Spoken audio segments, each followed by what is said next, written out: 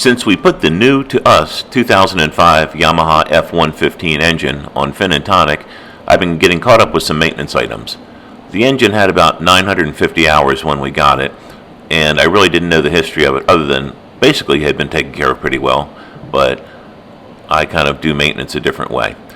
Anyway, amongst the 100-hour maintenance items to look for are fuel filters, oil filters, plugs, and things like that. But also, you need to change the thermostat. The thermostat is located on top of the engine under the flywheel cover, and you just use a 10mm socket to remove the two bolts that hold it in place.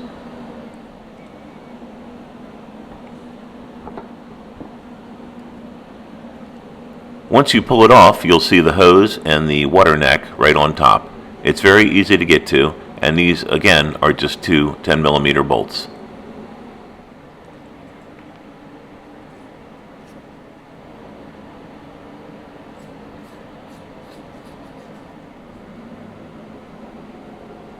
Once those are removed, the water neck lifts right off and the thermostat is right underneath in that little round thing.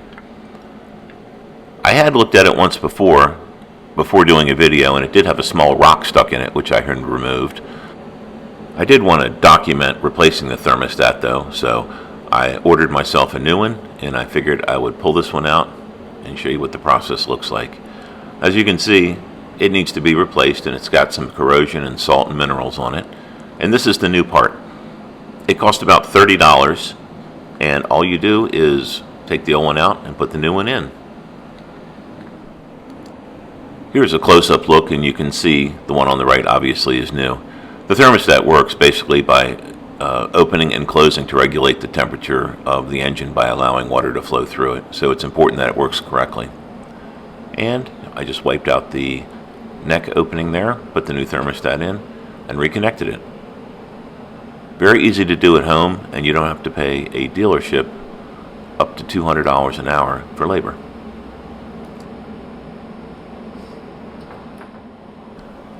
Then just put the two 10mm bolts back in and snug them up. It's that easy. Now that we're able to work on the boat in the new garage, it's a lot easier to do scheduled maintenance and keep track of everything.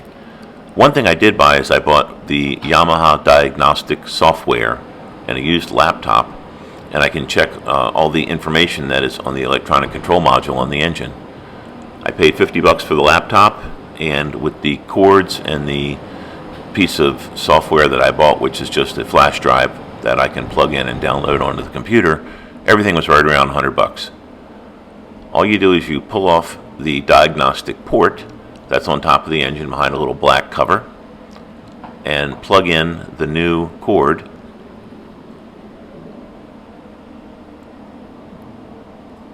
Like so. Plug the other end into the laptop and turn the engine ignition to on. Incidentally, if you do get this software, it has to be installed on COM port 1 or it will not work.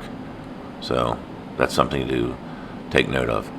Once it's plugged in, you have the opportunity and the ability, I should say, to scan all sorts of things on the engine. As you can see here, it tells you lots of information, different parameters. It saves graphs and logs, things like that. And it will show you if everything is working correctly, or if you have had a fault, it will show you where it was and at how many hours. I found the hour feature very convenient for maintenance as well.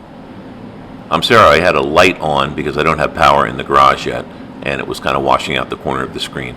But here you can create a file and save all the data to compare it if you were so inclined, and you can see over time the history of the engine. It also allows you to manually activate certain things like the pulsar coils, and also the fuel injectors you can fire independently to test them.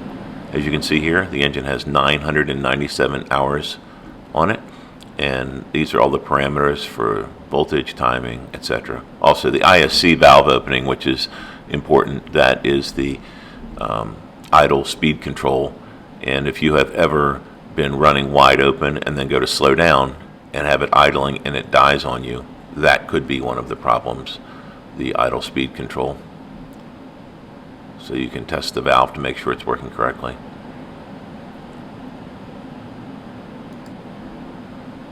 As you can see, you can also operate the fuel pump. Lots of different diagnostic things you can do from the comfort of the keyboard, and then you can listen to the engine to make sure it's working correctly. This is also useful. This shows how many hours at various RPMs, so you can see where it spends most of its life and if it was ever underpropped and maybe over revved or something like that. But it will it shows you the speed ranges and how long it's lived there, which is pretty cool. Once you're done, just unplug the diagnostic cable, put the cover back on, put the cover to the box back on, and once that is all secured and you put the cowling back on, don't forget to turn the ignition off. Hope this helps.